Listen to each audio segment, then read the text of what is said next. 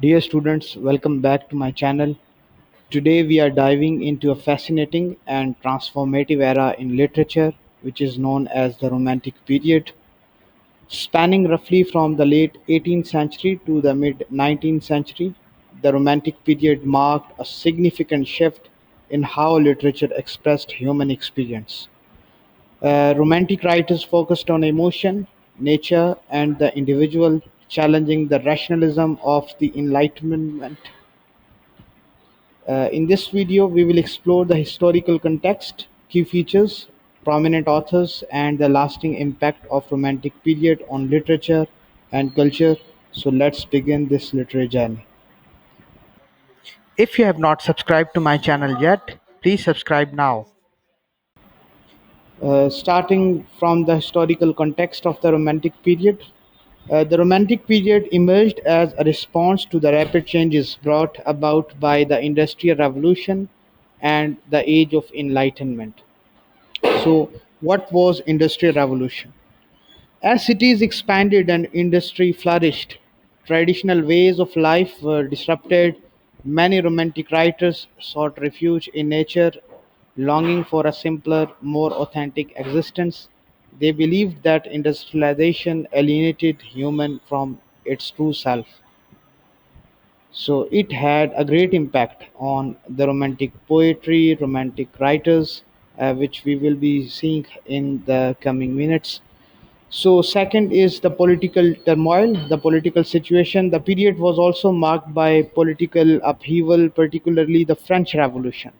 Many writers were inspired by the ideals of liberty and equality because the main motto of French Revolution, uh, it was liberty, equality, and fraternity, and it shaped their works and themes of their writings.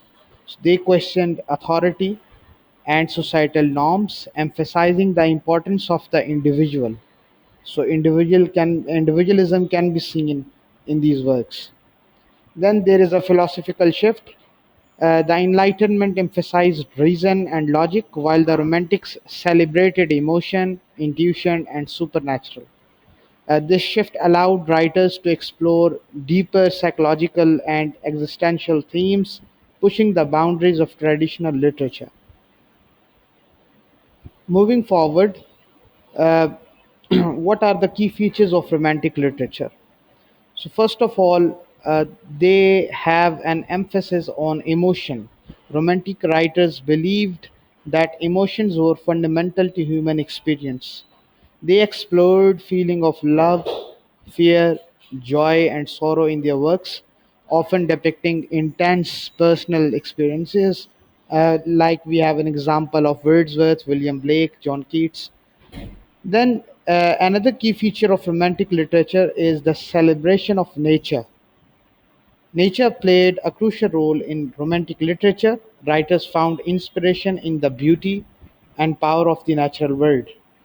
They often use it as a backdrop for exploring human emotions. Nature was seen as a source of peace, solace, and spiritual renewal, especially in the works of William Wordsworth. Uh, Apart from this, we have individualism, another key feature of romantic literature. Romantic writers celebrated the individual and their unique experiences.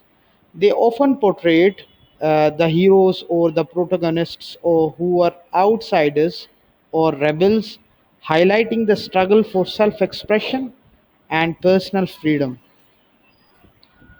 Then we have the supernatural and the mysterious theme or feature of romantic literature. It is very prominent in the works of S.T. Coleridge. Romantic literature frequently incorporated elements of the supernatural, mysticism, and sublime. Writers sought to explore the unknown and evoke feelings of wonder and awe.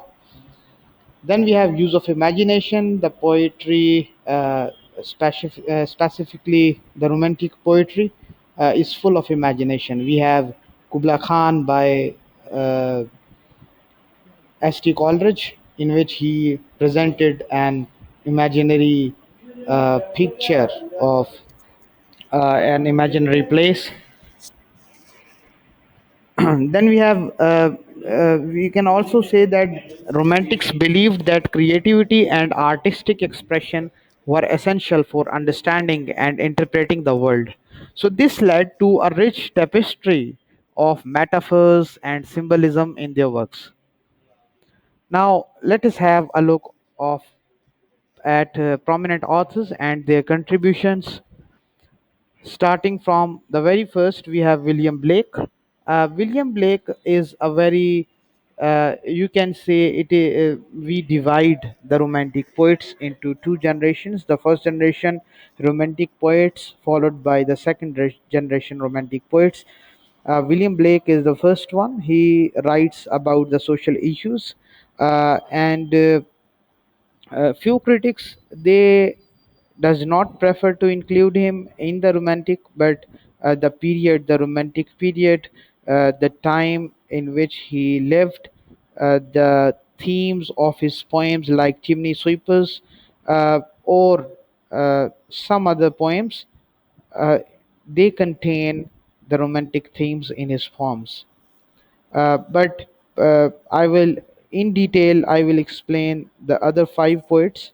So, in the first generation, the most important poet in the first generation Romantic poetry is William Wordsworth.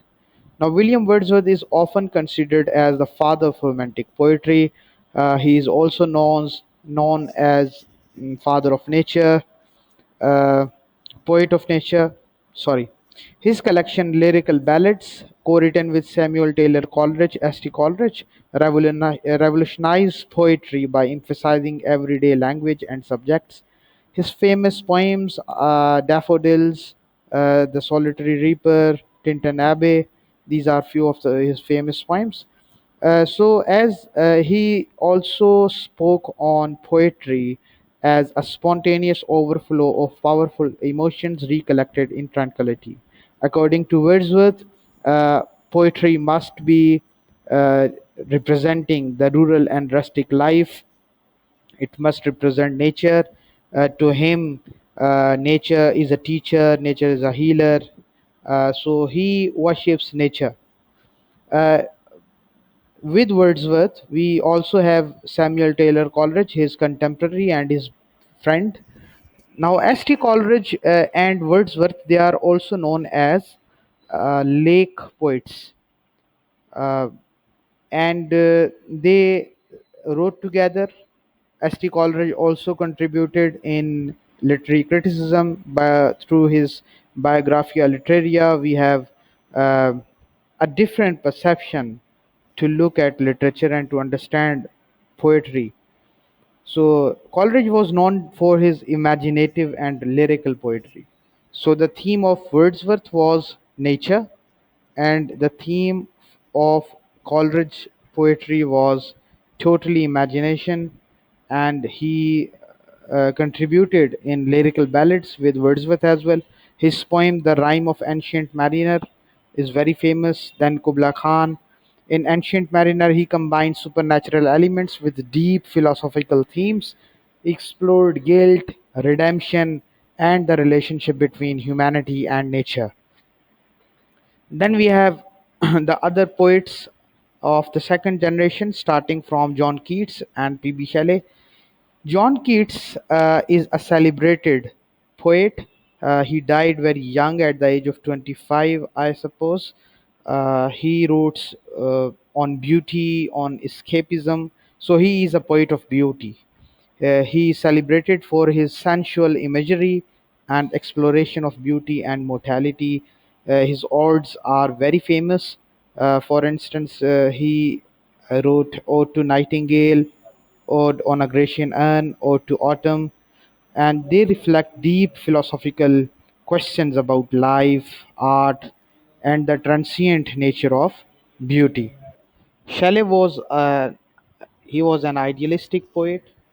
He used to live with John Keats. They were friends. He wrote Ode to the West Wind. He was very passionate about love, nature, and social justice in his poems. Then he also wrote Prometheus Unbound. He was expelled from Cambridge University because of his because of his pamphlet on the necessity of atheism. He was rusticated uh, because he writes on political and social issues. He is one of the advocate for political and personal freedom. And we can see the power of imagination in his poems as well, especially in the Ode to the West Wind. Then we have Lord Byron, last of the Romantic poets in the second generation, who is a prominent poet. Byron was a very charismatic and a rebellious figure. His poetry often featured a Byronic hero or a brooding, a passionate character. His works, such as Childe Harold's Pilgrimage and Don Juan, reflect his critique of society and exploration of personal freedom. So his theme was rebellion and passion, and these are some prominent key themes in his poems. So we have Mary Shelley as well, who is the wife of P.B. Shelley. She wrote a very famous work, a novel Frankenstein, which is often considered the first science fiction novel. It explores themes of creation, responsibility, and the consequence of ambition, embodying the romantic fascination with the supernatural and the human psyche. So this novel Frankenstein is uh, very famous as far as novels of that era is concerned. It is a Gothic fiction. We have discussed already that Gothic fiction was in the previous Victorian era, or even in the previous time. Gothic fiction was there. We have Horace Walpole and other writers. So Mary Shelley was very famous because of his work Frankenstein. There are so many film or drama adaptations today on this novel Frankenstein. There is a character of Dr. Frankenstein who creates a monster, and then there is a this is an epistolatory novel and a very worth reading book to read. So, talking about romantic themes and techniques, they use nature as a source of inspiration. Romantic writers, they often use nature as a source of inspiration and reflection as well. They viewed natural landscapes as mirrors of human emotion. They create vivid imagery to evoke feelings among the readers. Uh, Furthermore, they explore identity, uh, the theme of identity, and the individual's quest for self-discovery. The characters in these poems often grapple with their place in society and their personal beliefs. Then we have simile and imagery, which convey complex ideas and emotions in these poems. The narrative technique used in these poems by many romantic writers, they experimented with narrative forms, including stream of consciousness technique and unreliable narrators, which is very prominent, especially in Frankenstein. It allows for a more subjective and emotional portrayal of experiences. So, the Romantic period declines. By the mid 19th century. The Romantic period began to decline, giving way to new literary movements such as realism and naturalism. Uh, and we see that Romantic period is a period of sensuality, where the poets are more focused on human senses, human consciousness, and their imaginations. So these new movements, like realism and naturalism, these new movements focused on portraying everyday life and social issues more directly, moving away from the idealism and emotions of romantic literature.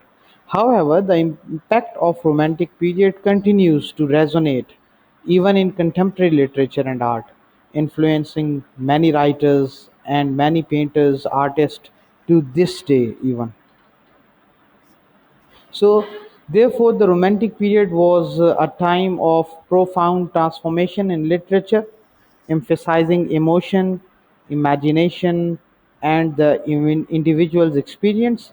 The work of Romantic writers continue to inspire and challenge us, reminding us of the power of art to reflect our deepest feeling and aspirations.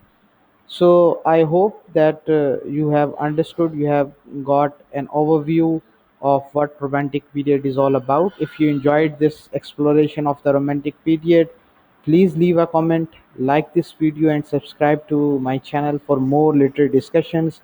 Thank you for joining me today. And until next time, keep reading and exploring the world of literature. Thank you.